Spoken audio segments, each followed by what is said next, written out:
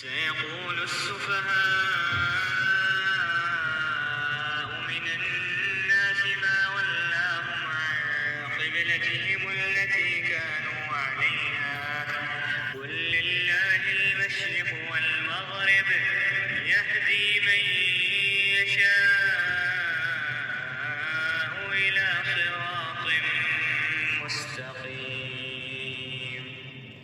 نادان لوگ ضرور کہیں گے انہیں کیا ہوا کہ پہلے یہ جس قبلے کی طرف رخ کر کے نماز پڑھتے تھے اس سے یکایک پھر گئے۔ اے نبی صلی اللہ علیہ وآلہ وسلم ان سے کہو مشرق اور مغرب سب اللہ کے ہیں، اللہ جسے چاہتا ہے سیدھی راہ دکھا دیتا ہے۔ السلام علیکم ورحمۃ اللہ وبرکاتہ۔ امید کرتی ہوں آپ سب خیریت سے ہوں گے اور قرآن سے اللہ سبحانہ تعالیٰ کی پہچان کر رہے ہوں گے۔ اور بچوں آپ کو اندازہ ہو رہا ہوگا کہ اللہ سبحانہ تعالیٰ ہم سے کتنی محبت کرتے ہیں، ہماری ہر ضرورت کا خیال رکھتے ہیں، ہماری ہدایت کی بھی فکر کرتے ہیں، اور اللہ سبحانہ تعالیٰ نے ہمارے لیے بے شمار نعمتیں بنائی ہیں اور ہمیں یہ بھی بتایا ہے کہ ان نعمتوں کا استعمال کس طرح کرنا ہے اور ان کا شکر کس طرح ادا کرنا ہے۔ انشاءاللہ بچوں اب ہم ان نعمتوں کے ذریعے اللہ سبحانہ تعالیٰ کی پہچان بھی کیا کریں گے اور یہ بھی جانا کریں گے کہ ان نعمتوں کا شکر کس طرح ادا کرنا ہے۔ آئیے پیارے بچوں پارہ نمبر 2 کا آغاز کرتے ہیں۔ سورہ بقرہ آیت نمبر 143 کا ترجمہ ہے، اور اسی طرح ہم نے تمہیں امت وسط بنایا ہے تاکہ تم دنیا کے لوگوں پر گواہ ہو اور رسول صلی اللہ علیہ وآلہ وسلم تم پر گواہ ہوں۔ جی پیارے بچوں اس آیت میں ہم مسلمانوں پر اللہ سبحانہ تعالیٰ کا بہت بڑا احسان نظر آ رہا ہے۔ اللہ سبحانہ تعالیٰ فرما رہے ہیں اے مسلمانوں تم امت وسط ہو، یعنی اعلیٰ اور اشرف ہو، درمیانی امت ہو، عدل و انصاف کرنے والے ہو، ہر چیز میں اعتدال کا یعنی درمیانہ راستہ اختیار کرنے والے ہو۔ جی بچوں آپ کو پتہ ہے نا نبوت ختم ہو گئی ہے، اب کوئی نبی نہیں آئے گا، لہٰذا اب ہماری ذمہ داری ہے کہ اللہ اور رسول کا پیغام دوسرے لوگوں تک پہنچائیں۔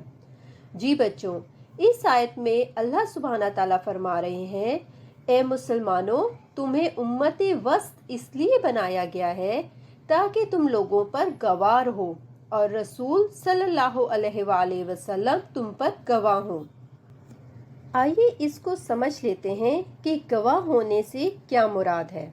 جی بچوں اس کا مطلب یہ ہے کہ قیامت کے دن جب حساب ہوگا یعنی سب لوگوں سے ان کی نیکیاں اور گناہوں کے بارے میں پوچھا جائے گا تو ہمارے پیارے محمد صلی اللہ علیہ وآلہ وسلم گواہی دیں گے کہ انہوں نے اللہ کا پیغام سب مسلمانوں کو دے دیا تھا، قرآن اور سنت پر عمل کر کے بتا دیا تھا، اور پھر ہم مسلمان گواہی دیں گے کہ ہم نے اللہ اور رسول کا پیغام لوگوں تک پہنچایا دیا تھا، یعنی قرآن اور حدیث کی تعلیم خود بھی حاصل کی اور لوگوں تک بھی پہنچائی، اور جو ذمہ داری حضرت محمد صلی اللہ علیہ وآلہ وسلم نے ہمیں دی تھی وہ ہم نے پوری کر دی تھی۔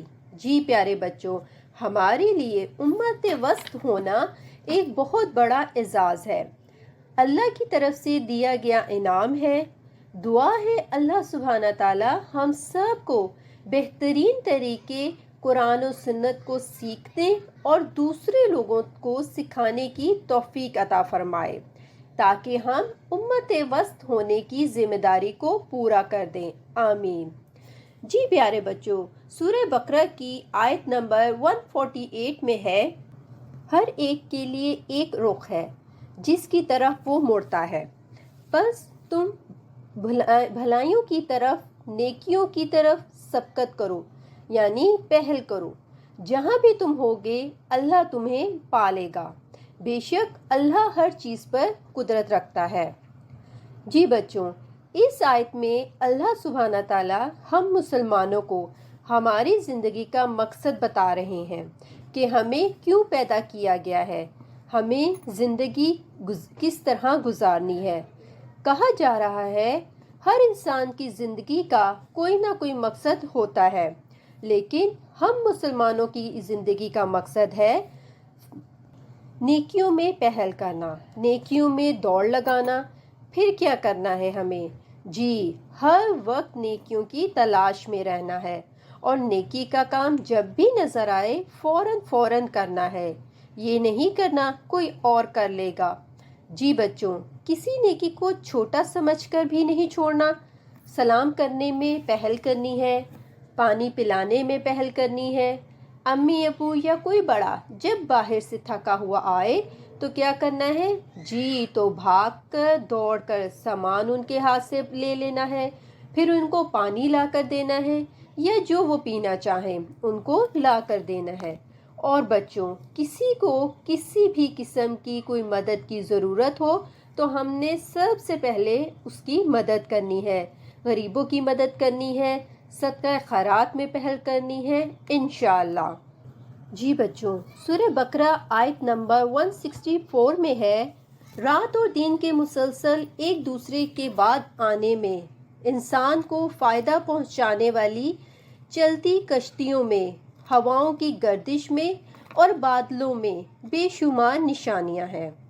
جی بچوں، اس آیت سے یہ پتہ چلتا ہے رات اور دن کا مقرر وقت پر ایک دوسرے کے بعد آنا جانا اللہ سبحانہ تعالیٰ کو پہچاننے کے لیے کافی ہے۔ یہ اللہ سبحانہ تعالیٰ کی بہت بڑی نشانی اور نعمت ہے۔ اللہ سبحانہ تعالیٰ کے علاوہ کوئی بھی دن کے بعد رات یا رات کے بعد دن کو نہیں لا سکتا۔ ساری دنیا کے لوگ بھی اکٹھے ہو جائیں تو بھی یہ کام نہیں کر سکتے۔ پیارے بچوں، آپ کسی سے وعدہ کرتے ہیں کہ میں کل شام 7 بجے آپ کو ملوں گا، پوری کوشش کے بعد آپ کچھ سیکنڈ اوپر یا نیچے ہو جاتے ہیں، لیکن اللہ سبحانہ تعالیٰ ہزاروں سالوں سے سورج مقررہ وقت پر طلوع اور غروب کرتے ہیں، دن اور رات ایک دوسرے کے بعد لاتے ہیں۔ اس کام میں کبھی ایک سیکنڈ کی بھی غلطی نہیں ہوتی۔ جی پیارے بچوں، اللہ سبحانہ تعالیٰ کی اس نعمت کا شکر ادا کرنے کے لیے چاہیے کہ ہم اللہ کی اس نشانی پر غور و فکر کریں، عقل سے کام لیں، تو اللہ کو ایک ماننے کے لیے یہی ایک نشانی کافی ہے۔ جی بچوں، اس آیت میں دوسری بڑی نشانی ہوائیں ہیں۔ ان ہواؤں کی وجہ سے ہم سب جاندار سانس لیتے ہیں، پودے بھی اگتے ہیں۔ ان ہواؤں میں پرندے اور ہوائی جہاز اڑتے ہیں، اور ان چلتی ہواؤں کی ہی وجہ سے بحری جہاز، کشتیاں دریاؤں اور سمندر میں چلتی پھرتی ہیں۔ یہ سب نعمتیں اللہ سبحانہ تعالیٰ کے ایک ہونے اور اللہ سبحانہ تعالیٰ کے ہمارے خالق اور مالک ہونے کی نشانیاں ہیں اور ثبوت ہے۔ اور ان نشانیوں سے یہ بھی پتہ چلتا ہے کہ اللہ سبحانہ تعالیٰ کو ہم سب سے بہت زیادہ محبت ہے، اور اس نے ہماری ضرورت کی ہر چیز پیدا کی، ہمارے فائدے کے لیے بہت کچھ بنایا، اور ہمارے آرام کے لیے یہ بے شمار نعمتیں بنائیں۔ جی بچوں، یہ جو بے شمار نعمتیں ہیں نا، یہ کسی معجزے سے کم نہیں ہے۔